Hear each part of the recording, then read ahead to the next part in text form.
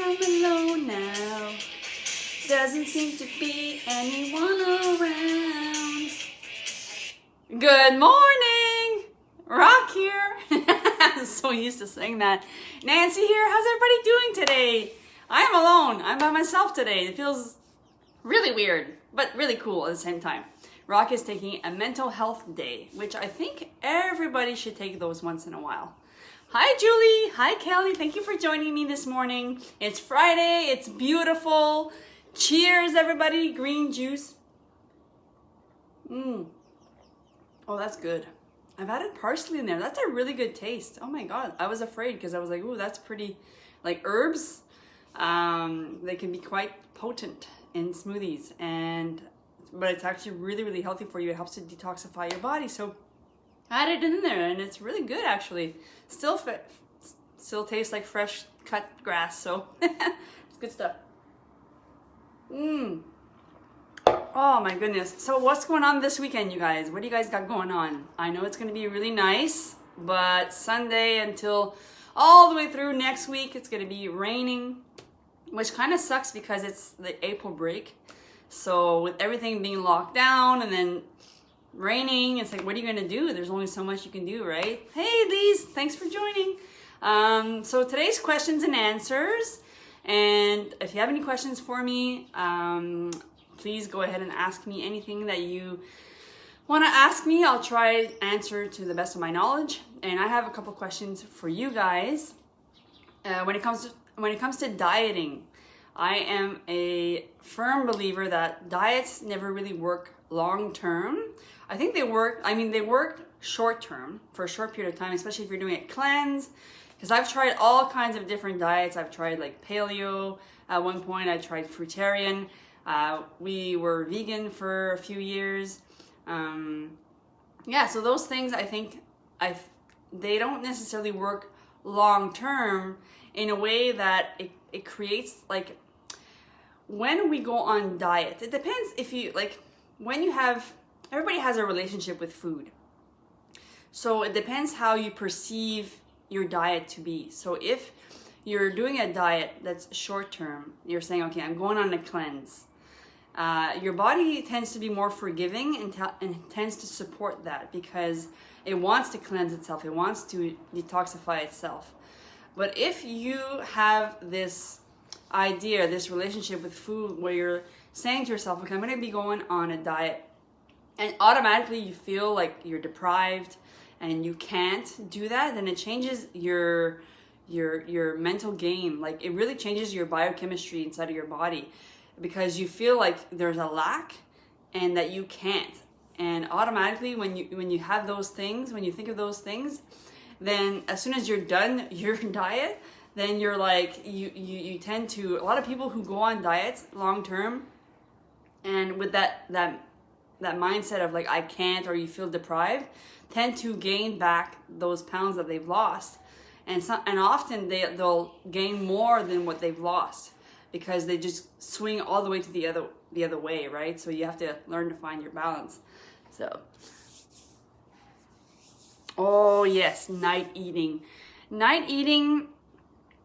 I find when we eat at night, it's because either we're bored or we're just left alone with our thoughts.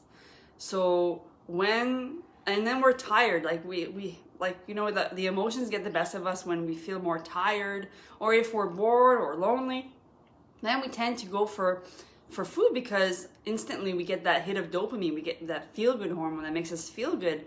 But of course, it only lasts a short period of time and it doesn't serve us. So the way to do that, I mean, and it's a habit too, like everything that we do on a consistent basis becomes a habit. So to break that habit, it does require discipline at first. And then after a period of 21 days, it becomes a new habit. So you kind of want to crowd it out with something else. So the idea is to, like our supper is our last meal, basically. So it gives a chance for our digestion to do its job, to properly digest all the foods that we've had throughout the day. And then I guess you can call it intermittent fasting, because if you eat your last meal at 6 at night and then you don't eat till the next morning, then that gives you a good 12, 13-hour break for your digestions to properly digest your foods. So if you have trouble with that, I would highly recommend, like if you're watching TV, that really goes hand in hand with eating. So if you can, maybe you can crowd it out with either reading or maybe stretching or maybe working on certain things that you're really passionate about, like, and then save your TV time, screen time for the weekend or something, and then you can allow yourself that you can look forward to that weekend when you're like, okay, this week I'm gonna focus on other things. I really recommend the hour before going to bed. It's really great for a good quality of sleep to not be exposed to blue screens, like any types of screens. So maybe you can read, maybe you can journal, maybe you can meditate, maybe you can do a form of stretching or yoga before bed, which really makes a big difference in your quality of sleep. And you're occupying yourself where you're not going to be tempted to go for food at night. And at the same time, when you're focusing on doing something else rather than just watching TV, which it's very tempting, especially if you had a long day, a busy day, you just want to unwind. But there are different ways to unwind where it's going to serve you.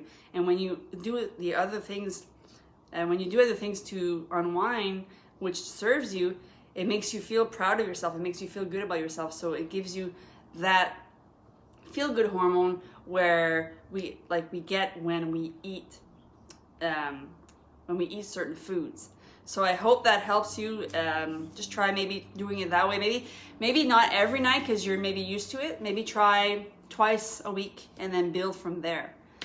So yeah, so when you're dieting, I believe that long term it's not sustainable. If you develop a relationship with your food where you're like, I'm gonna be just changing my lifestyle into crowding out with healthier options. So rather than focusing on, I can't have that, I can't have that, I can't have that, then how about having the approach of like, okay, I'm gonna try the first thing in the morning having a green smoothie. And then when you do that first thing in the morning, it sets your taste buds to crave more of that type of food throughout the day. And that's what I would recommend when it comes to dieting. That way it just becomes more sustainable, because when you feel like you can't have certain foods because you're on a certain diet, over a period of time, it starts to lack certain macronutrients, like certain fats, healthy fats, of course, protein and carbs. And if that's not balanced properly, then over time your body starts to speak to you, and it always speaks to us through symptoms, and it'll start to crave certain things, certain types of foods that your body feels that it's lacking. So then when we give into those temptations, what we do is we often criticize ourselves or we judge ourselves, and then that loses the ability to tune in to see what's really going on, and which is maybe it's missing certain macronutrients. And another thing about dieting long term is what I find in my personal experience is that when you feel like you can't have certain foods for a long period of time, I'm not talking about short term, I mean cleansing, short term diet, just to kind of like recalibrate your system, I find that's a good thing to do. But if you're doing it long term, chances are when you're swinging the other way, you're gonna bound to just swing the other way, where you're gonna eat everything as soon as you're off the diet. And a lot of the people do tend to gain all that weight back, if not more. And because it literally causes a stress on the body the moment that you feel like you have a negative relationship with your food. So it changes the biochemistry in your body, where your metabolism slows down because of the stress response. It also, what was I going to say? Oh yeah, so basically when we're in stress response, the body tends to use sugar, glucose, instead of the fat storage. So what happens is that it burns the sugar and not your fat cells, so that you have a harder time losing weight over time, because the body is always using the quickest the fast burning response to fuel the adrenaline. So it's always going to use the sugar first before it burns off fat in our body. So it's really it's very important to know this, because then you can have the power to do something about it. And once you know that long-term dieting creates a stress response, slows down your metabolism, it uses sugar as opposed to our fat to fuel the adrenaline, so we don't lose the ideal weight that we want, then we can do something about it. We can change our approach, our relationship with food. We can be like, well, we're just going to learn how to crowd out with healthier options, and over time, it'll just become a lifestyle. And then we'll use the 80-20 approach, where 20% you can be for, like, just eat whatever you want, and 80% over time it gets to 80-20. But at the beginning, I always recommend people to start out your day with a green smoothie, or once a week replace 1 to 3 items in your pantry and in your fridge with a healthier option. So then that way, over time, you learn how to just crowd out with healthier option. And a lot of this stuff I talk about in my health coaching program that I've created recently. It's called Reduce Your Stress, Reduce Your Waistline. And I really recommend that you guys check it out, because there's a lot of great insight about how stress affects your body, how it has a negative impact on your gut, and when there's a negative, when it basically wreaks havoc on your gut, then of course your central nervous system, your immune system, and your feel-good hormones that lies in your gut get affected, and then it causes emotional eating, and it's a vicious cycle that just goes, it doesn't serve you at all. Thank you. I hope this helps, Kelly. And also in that course, I talk about how to crowd out with healthier options. So if you're like, well, what do you mean crowding out with healthier options? What do you want me to do? Well, like I mentioned a few things, like if you want to start with your day with a smoothie, then you can do that. Once a week, replace things. I go through a substitutions list that you guys can replace things with. I talk about flours, different types of sugars that you can replace things with, your spices, different types of milk, your nuts, your oils, everything that's on that list. I give great suggestions on what you can do to replace that with. And I also talk about the personal growth and self-development, how to develop your sense of self, so you can learn how to manage your stress and emotions, so you don't have to find yourself binge eating at night or stress eating or so just things like that. I mean, those 3 pillars of self-care really go hand in hand with one another, just because when I started eating healthy and then exercising regularly, and I was introduced to personal growth and self-development, I felt like that was the foundation of them all, because when I was weaning off the antidepressants 10 years ago, I needed that last pillar of self-care to help me cope with the withdrawals, because they were so intense and so scary.